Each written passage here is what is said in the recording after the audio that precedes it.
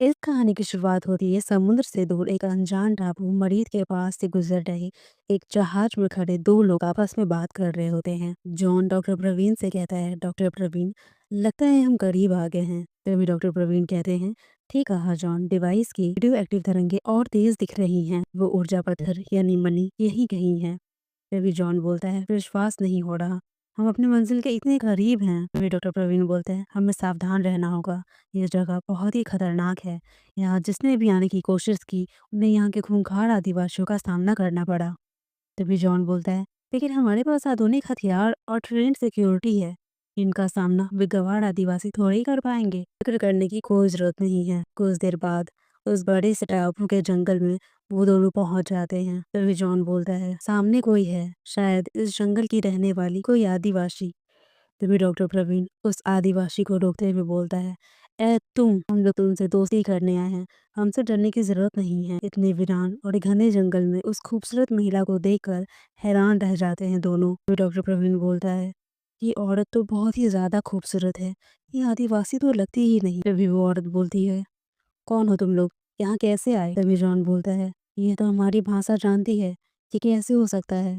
तभी डॉक्टर प्रवीण बोलते हैं, कुछ भी हो, ये हमें समझ सकते हैं तो हमारा काम आसान हो गया है। फिर वो औरत गुस्सा जाती है और बोलती है, लगता है तुम लोग खुद को ज्यादा समझदार समझते हो, लेकिन अब पछताओगे। जोर से चिल्लाते हुए नेविक अयूम जोर जोर से चिल्लाने लगती है। तभी नेविक और अयूम वहां आ जाते हैं।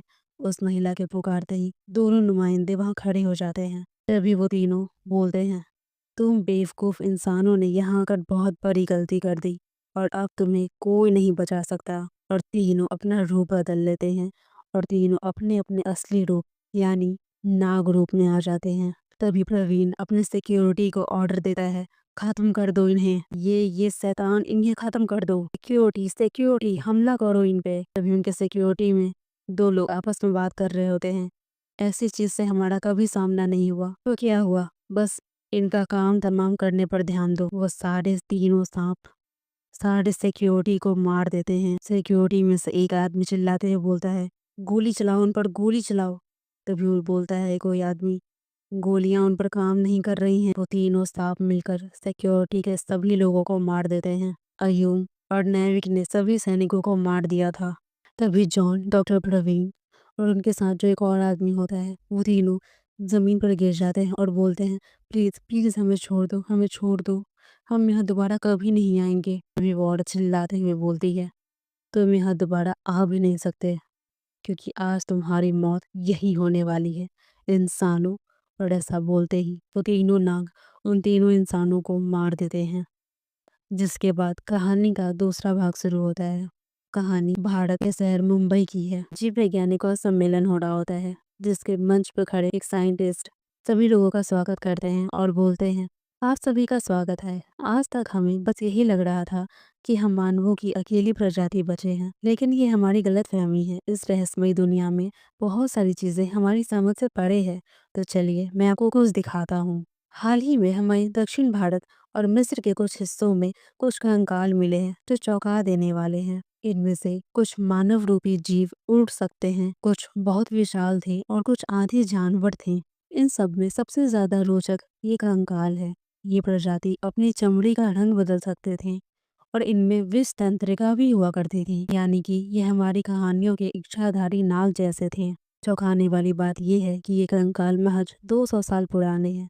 इसकी संभावना बहुत ज्यादा है कि ये जीव अभी भी हमारे बीच हैं। अगर हमने उन्हें ढूंढ निकाला तो ये खोज पूरी दुनिया को हिला कर रख देगी। उसी वक्त भारत से बहुत दूर फनी प्रस्थ जिसे वैज्ञानिकों ने मरीथ आइलैंड का नाम दिया था, कोई था जो इंसानी दुनिया से दूर अपनी दुनिया की हिफाजत में जुटा था। रक्षक, एक नाग रक्षक। अब कहानी फनी प्रस्त की है। रक्षक अपनी साधना कर रहा होता है, तभी उसके मंगेतर अकीला उसे चुपके से देख रही होती है। अकीला सोचती है, रक्षक 7 दिनों के महाध्यान पर बैठा है। नाग संस्कृति के नियम के हिसाब से मैं अपने मंगेतर से शादी के पहले अकेले में नहीं मिल सकती, लेकिन नियम तो तोड़ने के लिए बनते हैं। वैसे भी यहाँ कोई नहीं है। तभी अकेला तक्षक के सामने जाकर खड़ी हो जाती है और सोचती है, उफ, तक्षक कितना प्यारा है। पता नहीं मंगेतर को ना देखने और ना छूने के नियम क्यों बनाए गए हैं। आज हो या 2 साल के बाद? उसे होना तो मेरा ही है, लेकिन तक्षक भी है कि मुझसे भागता रहता है। क्या मैं एक बार तुम्हें छू लूँ? गहरे ध्यान में तुम्हें थोड़ी पता चलेगा। तभी तक्षक उठ जाता है और जोर से चिल्लाते हुए बोलता है, अकीला। अकीला डर जाती है। अकीला सोचती है, मर गई, मैं तो गई आज। तभी तक्षक बोलता है, अकीला, तुमने फिर से करीब आने की कोशिश की, वो भी साधना के वक्त। तुम सुधरोगी या नहीं? तभी अकेला बोलती है, माफ कर दो, ये आखिरी बार था। अब मैं शादी के दिन ही तुम्हारे करीब आऊंगी। तभी तक्षक बोलता है, उफ, मैं परेशान हो चुका हूँ। अच्छा है मेरी साधना वक्त के अंदर ही पूरी हो गई, वरना पता नहीं क्या होता। ये नागिन तो पूरी पागल है। तभी अकेला बोलती है, हाँ पागल हूँ बस तुम्हारे प्यार में, और हंसने लगती है। तभी तक्षक बोलता है, अकेला अब बस करो। लेकिन तभी तक्षक को मानसिक संकेत आता है, नाग रक्षको हमें बचाओ, नाग रक्षको हमें बचाओ। तभी तक्षक बोलता है, लगता है कोई मुसीबत में है, मुझे जाना होगा। और वो तभी अपना रूप बदलता है और नाग रूप धारण कर वहां से चला जाता है। तभी अकेला बोलती है, तक्षक अपना ख्याल रखना। फनीप्रस्थ के किसी और हिस्से में 2 नाग आपस में लड़ रहे होते हैं, जिसमें से एक बोलता है, अब तू नहीं बचेगा घमंडी, तेरी अगर मैं निकालूंगा।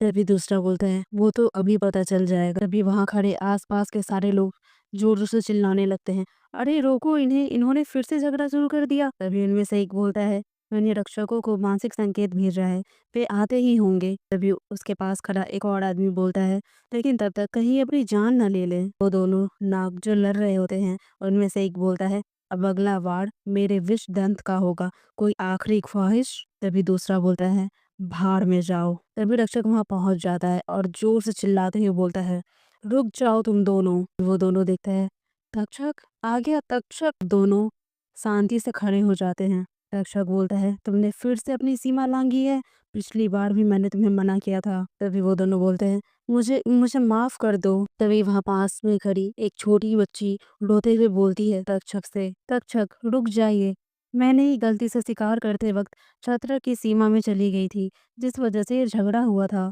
सजा मुझे मिलनी चाहिए। तभी तक्षक पूछते हैं, क्या ये सही है? महाराज लोकेश ने अमाया और छत्रक जनजाति के झगड़े को देखकर उनके निवास क्षेत्र बांट दिए। इसका मतलब ये नहीं कि फनीप्रस्थ और नाग जाति बढ़ चुकी है। शर्म आनी चाहिए तुम लोगों को। तभी वो दोनों नाग जो लड़ रहे होते हैं, उनमें से एक बोलता है, अगली बार आपको शिकायत का मौका नहीं मिलेगा। दूसरा बोलता है, हमें माफ कीजिए तक्षक, अगली बार माफी मांगने का मौका नहीं मिलेगा, बेवकूफ कहेंगे। तक्षक इतना कहकर वहां से चले जाते हैं। तभी वहां से जाते वक्त मांस भक्षी रीगल उन्हें जाते हुए देख लेते हैं और बोलते हैं, वाह इतना खाना एक साथ, आज तो कोई रक्षक भी आसपास नहीं है, तो फिर दावत उड़ाई जाए।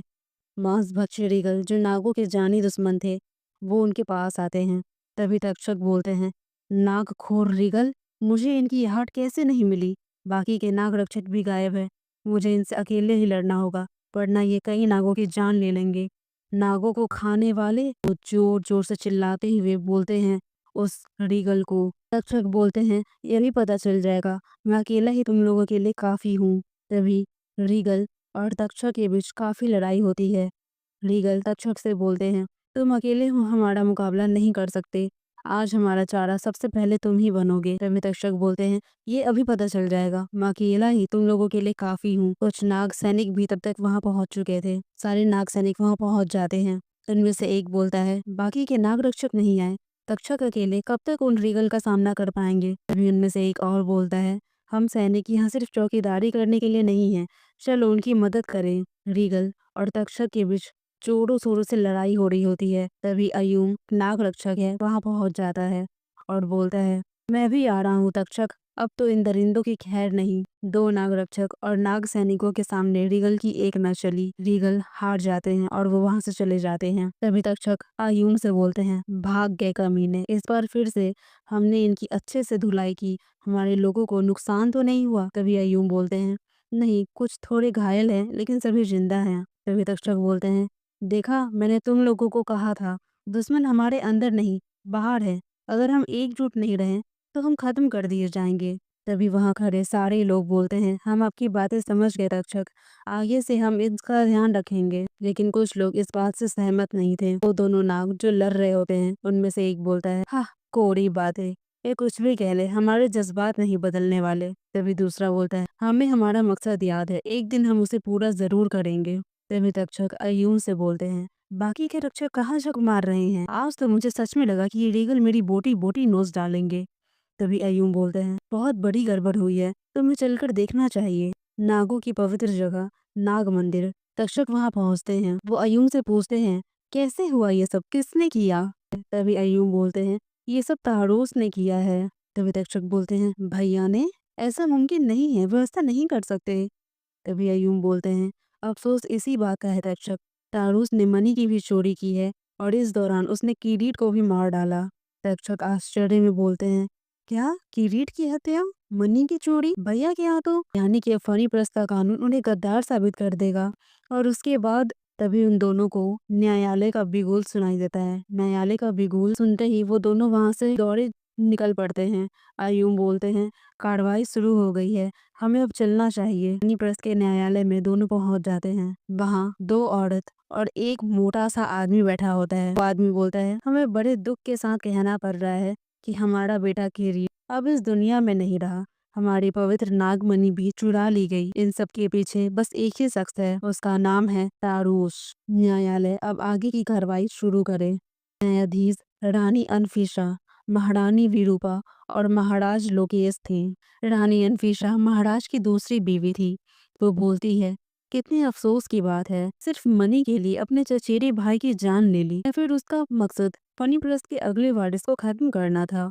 तभी महाराज की पहली पत्नी बोलती है, उस तारोस ने मेरे बेटे की जान ली, तो उसे मृत्यु दंड देना चाहूंगी। तभी अनफिशा बोलती है, महारानी ये अदालत जनता की है, हमें सबूतों को देखते हुए फैसले देने हैं। लेकिन यहाँ देखने जैसा कुछ भी नहीं, सब कुछ आंखों के सामने है। तभी महाराज की पहली पत्नी बोलती है, गद्दारी और राज हत्या के लिए मेरे हिसाब से भी मृत्यु दंड ही होना चाहिए। तक्षक, तुम्हारा क्या कहना है? तभी तक्षक बोलता है, एक रक्षक होने के नाते मैं न्यायालय अधिकारी और महाराज से दरख्वास्त करूंगा कि तारूस की गैर हाजिरी में मृत्यु दंड न दिया जाए। मैं उन्हें आपके सामने पेश करूंगा। आगे की कार्रवाई उनके आने के बाद की जाए। मुझे भैया पर भरोसा है कि वो ऐसा कभी नहीं कर सकते। जरूर कुछ ऐसी बात होगी जो हम नहीं जानते। तभी महाराज बोलते हैं तक्षक से, तुम और तारूस हमारे सगे भाई के बेटे हो, लेकिन किरीट हमारा बेटा था। याद रखो, कानून ने मेरे हाथ बांध रखे हैं, वरना तारूस की मौत मेरे हाथों होती। जाओ, जहाँ कहीं भी वो छुपा हो उसे ढूंढ निकालो, फिर हम देखेंगे कि उसे कैसी सजा देनी है। तभी तक्षक बोलते हैं, मैं आपको निराश नहीं करूंगा। तभी महाराज बोलते हैं, अगर तुम विफल हुए तो तुम्हें भी गद्दार करार दिया जाएगा। तक्षक यह सुनकर वहां से चले जाते हैं। अनफीसा मन ही मन सोच रही होती है, सजा कुछ भी हो, मरना तो तुम्हारा तय है तारूश। फर्क इस बात का होगा कि तुम्हें आसान मौत मिलती है या दर्दनाक। न्यायालय के बाद तक्षक अपने माता पिता के पास जाते हैं और सारी बातें बताते हैं। तभी तक्षक के पिता बोलते हैं, ये तो जैसे भाई भाई को लड़ाने वाली बात हो रही है, तुम्हें जाने की जरूरत नहीं है तक्षक, मैं लोकेश भैया से बात करूंगा। तभी तक्षक बोलते हैं, बाबा आप वहाँ नहीं थे, सभी भैया के खून के प्यासे हो रहे थे। अगर कोई और उन्हें लाने गया तो चाहे वो रहेगा या फिर भैया, और वैसे भी न्यायालय में फैसला हो चुका है। तभी तक्षक की माँ बोलती है, तक्षक ठीक कह रहा है, जाओ और अपने भाई को ले आओ, इससे पहले कि उसे सच में गद्दार साबित करके मृत्यु दंड दे दिया जाए। तभी तक्षक बोलते हैं, आप फिक्र न करें, मैं भैया को लेकर ही आऊंगा और मेरे होते हुए उन्हें कोई छू भी नहीं सकता। तभी अकीला वहां आ जाती है और अकीला बोलती है, और मेरा क्या होगा तक्षक, तुमने मेरे बारे में तो जरा भी नहीं सोचा, क्या होगा अगर कोई अनहोनी हो गई तो? तभी तक्षक सोचता है मन ही मन, अकीला, ओह फिर से नहीं, अब ये मौके का फायदा उठा रही है। अकीला तक्षक का हाथ पकड़ लेती है और बोलती है, किसी भी हाल में मैं तुमसे दूर नहीं रह सकती।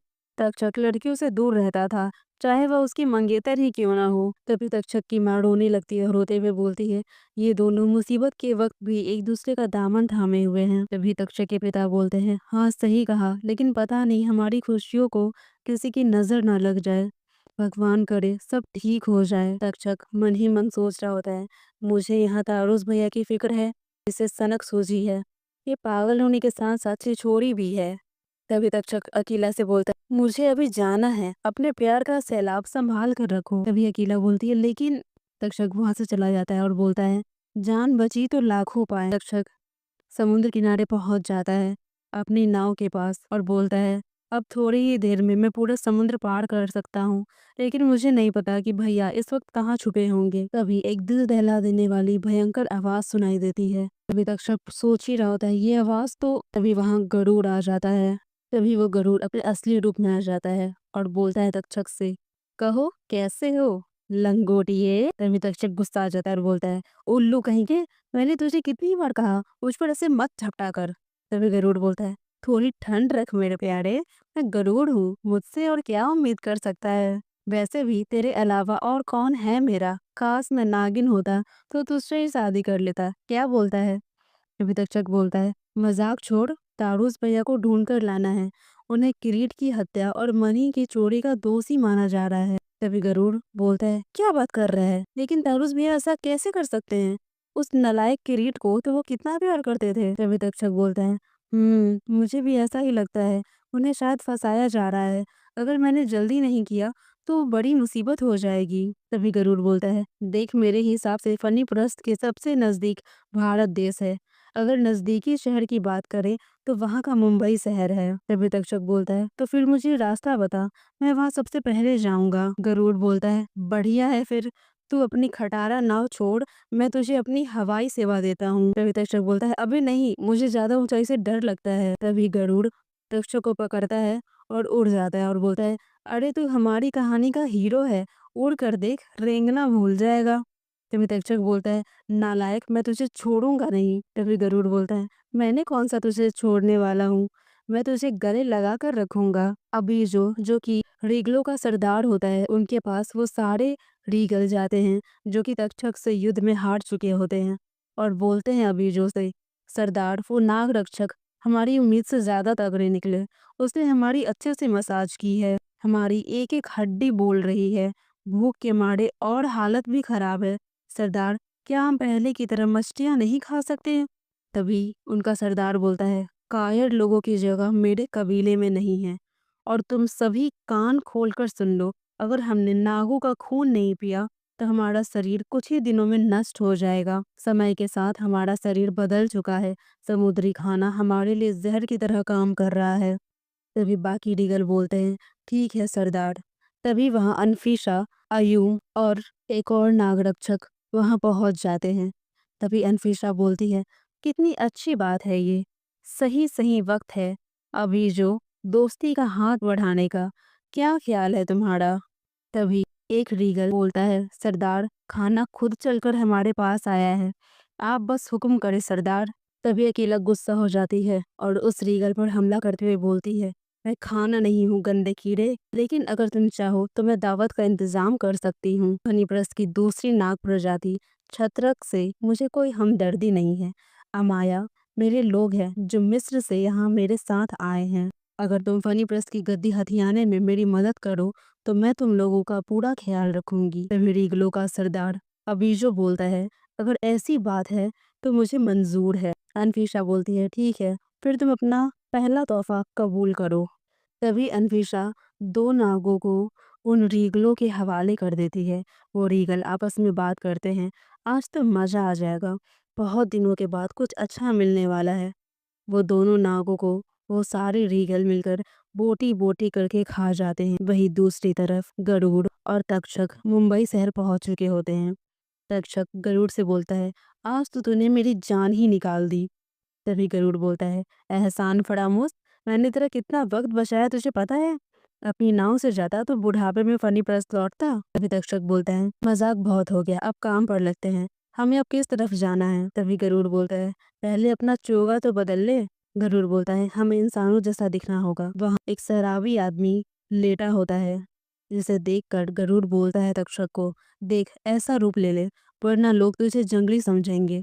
तभी तक्षक बोलता है, मैं किसी भी हालत में इंसानों जैसा अजीब रूप नहीं ले सकता, इनसे तो अच्छी ही हालत में हूँ मैं। तभी गरुड़ बोलता है, तो फिर किसी भी हालत में तारूस भैया नहीं मिलने वाले, फैसला अब तेरा है। तभी तक्षक सोचता है, एक बार भैया मिल जाए फिर मैं इस गरुड़ के बच्चे के एक एक पंख नोच डालूंगा। वो गरुड़ से कहता है, ठीक है, और वो दोनों इंसानी रूप में आ जाते हैं। तभी गरुड़ तक्षक को देखकर बोलता है, हाय दैया, तू तो बिल्कुल हीरो लग रहा है। तभी तक्षक बोलता है, ये हीरो क्या है। तभी गरुड़ उसका हाथ पकड़ता है और बोलता है, अरे अभी तो कहानी शुरू हुई है, धीरे धीरे सब पता चल जाएगा। तभी तक्षक बोलता है, थोड़ा दूर होकर चल, चिपका चिपकी पसंद नहीं मुझे। तभी गरुड़ बोलता है, लेकिन मुझे तो पसंद है। और गरुड़ तक्षक को किस कर लेता है। तभी तक्षक बोलता है, अरे पागल है क्या। वही दूसरी तरफ डॉक्टर तेजस की प्रयोगशाला में डॉक्टर तेजस प्रयोग कर रहे होते हैं और बोलते हैं, जब भी हम किसी क्रांतिकारी खोज में जुटते हैं, कुछ मुसीबतों का सामना तो करना ही पड़ता है। डॉक्टर तेजस किसी को मैसेज कर रहे होते हैं। वही सामने वाला आदमी मैसेज में बोलता है, डॉक्टर तेजस तुम्हें याद तो है ना, हम और ज्यादा इंतजार नहीं करने वाले, बाकी का अंजाम तो तुम जानते ही हो। तो डॉक्टर तेजस उसे मैसेज करते हैं और बोलते हैं, लेकिन ये मुसीबत सच में एक बड़ी मुसीबत है। तभी डॉक्टर तेजस की बेटी वहां आ जाती है और बोलती है, पापा। तभी डॉक्टर तेजस बोलते हैं, अरे कब आई, मुझे बता दिया होता तो मैं आज फ्री रहता। तभी उनकी बेटी बोलती है, आप बहुत कीमती है, आप फ्री नहीं चाहिए मुझे। तभी डॉक्टर तेजस बोलते हैं, मेरी प्यारी बच्ची, मैं तो चाहता हूँ कि तू यहीं रहे, लेकिन तुझे तो फोटोग्राफी का भूत चढ़ा है। तभी उनकी बेटी बोलती है, आप तो जानते हैं कि ये मेरा पैशन है, कुर्बानी तो देनी पड़ेगी ना। जैसा कि पिछले पार्ट में हमने देखा, तक्षक नाग समुदायों का रक्षक है, लेकिन उसके बड़े भाई तारूस पर नागमणि को चुराने और चचेरे भाई किरीट को मारने का इल्जाम लगाया जाता है और फांसी की सजा सुनाई जाती है। जो सुनकर तक्षक राजा लोकेश और उनकी दोनों पत्नी से बोलता है कि भैया की गैर मौजूदगी में उसे फांसी की सजा न सुनाई जाए, वह उसे ढूंढ कर लाएगा। वे बेकसूर हैं और अपने दोस्त गरुड़ के साथ मुंबई शहर आ जाता है। वहीं नागलोक फनी प्रस्थ में अनफीसा अजीबो, जो कि रीगलो का सरदार है, उससे मिल जाती है और छत्रक समुदाय के नाग को मारने का प्लान बनाती है। वहीं पृथ्वी पर डॉक्टर तेजस अपने लैब में इच्छाधारी नागों के कंकालों पर रिसर्च कर रहे होते हैं। तभी उनकी बेटी वहां आ जाती है और वो दोनों आपस में बात करने लगते हैं। तभी डॉक्टर तेजस की बेटी उन कंकालों को देखकर बोलती है, वैसे ये कौन सी नई बला है, ये अजीब से मानव कंकाल और ये पत्थर, ये तो काफी खूबसूरत लग रहा है। तभी डॉक्टर तेजस बोलते हैं, कुछ वक्त से हम मानव की पुरानी प्रजातियों के बारे में खोज कर रहे हैं। इस दौरान कई सारे रहस्यों का भी खुलासा हुआ है। तभी डॉक्टर तेजस की बेटी बोलती है, किस तरह का रहस्य पापा। तभी डॉक्टर तेजस बोलते हैं, मिस्र और भारत के दक्षिणी भाग से हमें ये कंकाल मिले हैं, लेकिन इसमें जो मानव की तरह दिखने वाला कंकाल है, उसका डीएनए बिल्कुल भी इंसान से नहीं मिलता। इनकी चमड़ी सांप की तरह हुआ करती थी। ये अपनी चमड़ी का रंग बदल सकते थे और शरीर को दूसरे आकार में ढाल भी सकते थे। तभी उनकी बेटी बोलती है, मुझे यकीन नहीं होता, ऐसा हो सकता है। तभी डॉक्टर तेजस बोलते हैं, मुझे भी नहीं होता, लेकिन सब कुछ सामने है। ये कंकाल लगभग 200 साल पुराने हैं, यानी कि इनके मौजूद होने की संभावना अभी भी है। हमें कंकाल तो मिले हैं, लेकिन इस पत्थर जिसे हम मनी मानकर चल रहे हैं, अभी तक हमारे हाथ नहीं आई है। लेकिन इस किताब में ऐसे जीवों और इन मनी के बारे में बताया गया है।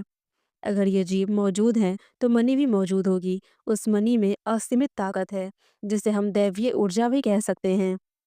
तभी डॉक्टर तेजस बोलते हैं, मैं भी क्या बातें लेकर बैठी आ, तुम्हें आराम करना चाहिए, मुझे कुछ घंटे और लगेंगे। तभी उनकी बेटी बोलती है, ठीक है, फिर मैं भी आपसे रात में मिलती हूँ, मुझे कुछ सूट भी करना था। अगर इनमें कोई इच्छाधारी मिल जाए तो उसकी भी तस्वीर ले लूंगी। वहीं दूसरी तरफ मुंबई के सड़कों पर गरुड़ और तक्षक इंसानी रूप में चले जा रहे होते हैं। गरुड़ तक्षक से बोलता है, अरे कैसे चल रहा है भाई, ये जंगल नहीं है जहां मर्जी रेंग लो, अभी तक तूने 3 आदमी और एक लड़की को टक्कर मारी है। तभी तक्षक बोलता है, इसमें मेरी गलती नहीं है, मेरे कदम लड़खड़ा रहे हैं, मैं पैदल इतना कभी नहीं चला, मुझसे और नहीं चला जाएगा। तभी गरुड़ बोलता है, अरे भाई मेरे ठंड रख, बस ये सड़क पार करके मैं तुझे नींबू पानी पिलाऊंगा। तभी गरुड़ मन ही मन सोच रहा होता है, चलने का मन तो मुझे भी नहीं कर रहा है, मुझे भी लग रहा है कि उड़कर आसमान में थोड़ी ठंडी हवा खा लूं। तभी गरुड़ ट्रैफिक लाइट को देखते हुए तक्षक को बोलता है, देख इसे ट्रैफिक लाइट कहते हैं, जब लाल जले तो गाड़ी रुकती है, पीला जले तो तैयार होती है और हरा जलने पर चल पड़ती है। जब ये लाल होगी तो गाड़ियां रुक जाएंगी। ये सारी बातें वो तक्षक को बता ही रहा होता है। जैसे ही वो पीछे मुड़कर देखता है, तभी बोलता है, ये पुराने किधर चला गया। तभी वो तक्षक के पीछे जाता है, बोलता है, अरे कबूतर रुक जा, ये तो गया काम से। तक्षक एक बस के आगे खड़ा हो जाता है। गरुड़ बोलता है, हे नाग देवता, आज तो तक्षक गया। उसी सड़क पर डॉक्टर तेजस की बेटी वहां से गुजर रही होती है और बोल रही होती है, शिवम कपूर का फोटो शूट है, मुझे देर हो गई, उसके नखरे तो वैसे ही बहुत ज्यादा है, आज तो बहुत डांट पड़ने वाली है। तभी उसकी नजर तक्षक पर जाती है और वो बोलती है, 1 मिनट, ओए होए इतना हैंडसम लड़का, कोई मॉडल है क्या? लेकिन ये गधे की तरह लापरवाह होकर क्यों चल रहा है? वो बस से टकराने वाला है। तभी गरुड़ तक्षक को धक्के मारकर उसे बचा लेता है। दोनों सड़क पर गिर जाते हैं। तक्षक बोलता है, आह तूने मेरी कमर तोड़ दी। तभी गरुड़ बोलता है, क्या बोला तूने? अबे तेरे जैसा डपोर शंख मैंने आज तक नहीं देखा। उस बस को कुछ हो जाता तो? तुम्हें तक्षक बोलता है, आधी खोपड़ी तेरे जैसा मैंने हर घाट का पानी नहीं पिया है। मुझे नहीं पता कब क्या करना है। तभी डॉक्टर तेजस की बेटी तक्षक से पूछती है, ओह आप ठीक तो हैं? आपको लगी तो नहीं? तभी तक्षक बोलता है, नहीं मैं बिल्कुल ठीक हूँ। वही गरुड़ गुस्से में बोलता है, मैं क्या अदृश्य हूँ? तभी डॉक्टर तेजस की बेटी बोलती है, अगर आप चाहे तो मैं आपको हॉस्पिटल ले चल सकती हूँ। तभी तक्षक बोलता है, वो मैं तभी गरुड़ बीच में बोलता है, हाँ हाँ शुक्रिया बहन, मैं इसका ख्याल रखूंगा, मैं अभी इसे हॉस्पिटल ले जाऊंगा। तभी वो लड़की बोलती है, अच्छा ठीक है। वो लड़की मन ही मन सोच रही होती है, पता नहीं देखकर मुझे कुछ अलग महसूस होने लगा। उस लड़की ने तक्षक की तस्वीर भी खींच ली थी। वो सोचती है, इतना हैंडसम लड़का मैंने आज तक नहीं देखा। और अपने सर पे हाथ रखकर बोलती है, धत मैं इतना क्यों सोच रही हूँ, इससे थोड़ी मेरी दोबारा मुलाकात होने वाली है। वहीं दूसरी तरफ तक्षक और गरुड़ मुंबई शहर में घूमते हुए जा रहे थे। तक्षक बोलता है, मुझे कहीं भी भैया के होने का एहसास नहीं हो रहा है। मुझे नहीं लगता वो यहाँ होंगे। तभी गरुड़ बोलता है, देख भैया बहुत ही चालाक है, वे ऐसे थोड़े ही अपना संकेत छोड़ेंगे। तुझे धीरज रखना होगा। गरुड़ बोलता है, तुझे बस ध्यान रखना होगा। वे जब कभी भी अपने नाग रूप को अपनाएंगे तुझे संकेत मिल जाएगा। वे अभी जरूर इंसानी रूप में हैं, संकेत मिलना मुश्किल है अभी। तभी तक्षक बोलता है, सही कह रहे हो, लेकिन अभी मुझे जोड़ों की भूख लगी है। यहाँ तो खाने लायक कुछ दिख नहीं रहा है, खाएं क्या? तभी गरुड़ बोलता है, थोड़ा सहन कर, पहले हमें कुछ और इंतजाम करना होगा। तभी गरुड़ एक अंकल जी को टोकते हुए बोलता है, अरे अंकल जी। तभी वो तक्षक से बोलता है, रुक मैं अभी आता हूँ। गरुड़ वो अंकल जी के पास जाता है और बोलता है, नमस्ते अंकल जी, कैसे हैं आप? तभी वो अंकल बोलता है, अरे कमबख्त तू बिना बताए कहाँ गायब हो गया था? तभी गरुड़ बोलता है, हाँ वो दरअसल नानी मर गई, अभी कुछ रहने का इंतजाम हो जाता तो। तभी वो अंकल जी बोलते हैं, कुछ देर बाद तक्षक सोच रहा होता है, बड़ी से बड़ी लड़ाई लड़ी है मैंने, लेकिन मुझे भूख से लड़ना नहीं आता। पता नहीं ये गरुड़ा कहाँ मर गया। तभी तक्षक को मानसिक संकेत आता है। वो बोलता है, ये तो तारूस भैया है, गरुड़ा सही था, वे चौबीसों घंटे इंसानी रूप में नहीं रह सकते थे। तक्षक बोलता है तारुस से, कैसे हैं भैया? हम सभी ने आपको बहुत याद किया। मुझे विश्वास है कि आप गलत नहीं हैं, लेकिन बाकियों को ये यकीन दिलाने के लिए आपको मेरे साथ चलना होगा। तभी तारुस तक्षक से बोलता है, लौट जाओ तक्षक, इन सब का कोई फायदा नहीं है, मैं अब पीछे नहीं हट सकता। तारुस बोलता है, मैं अगर पीछे हटा तो फिर विनाश तय है, मुझे कोई नहीं रोक सकता, चाहे वो मेरा भाई ही क्यों ना हो। और तारुस एक मुक्के तक्षक के मुंह पे मार देता है। दोनों भाइयों में लड़ाइयाँ शुरू हो जाती है। तक्षक बोलता है, भैया मैं भी मजबूर हूँ, मुझे आपको गिरफ्तार करना ही होगा। तभी तारुस बोलता है, इतना आसान भी नहीं है मेरे भाई।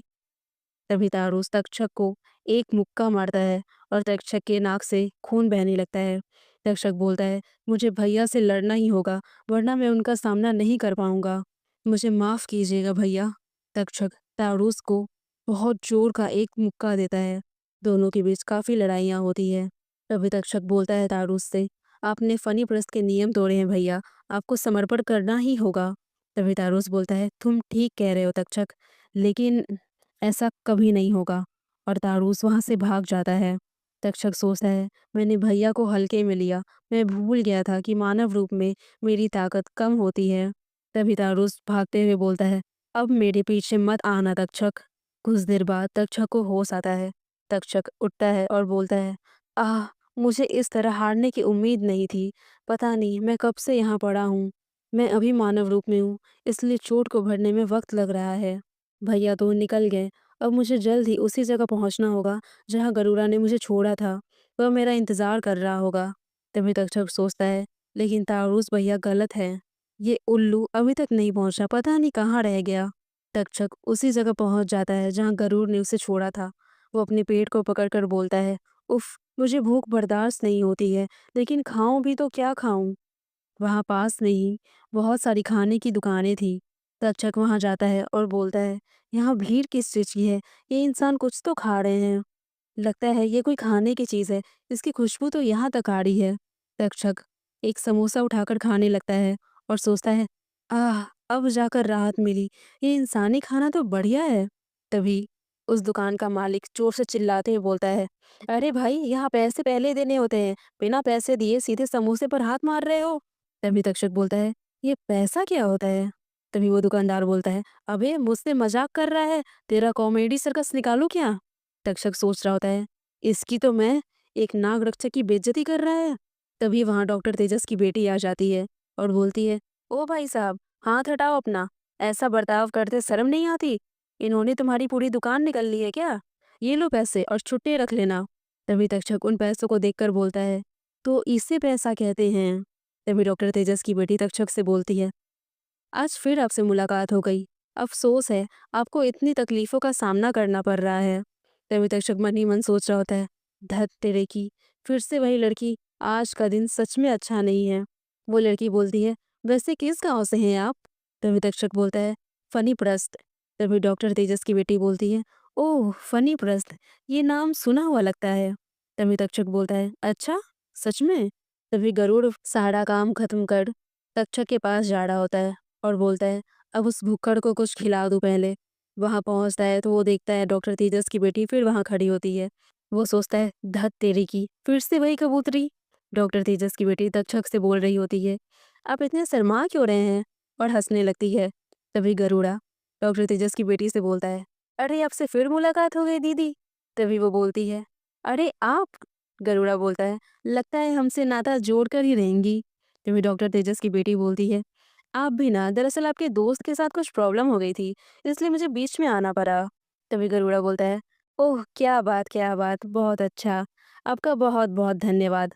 और तक्षक का हाथ पकड़कर उसे ले जाता है और बोलता है, चल वे छिछोड़े। तभी तक्षक बोलता है, औकात में रह।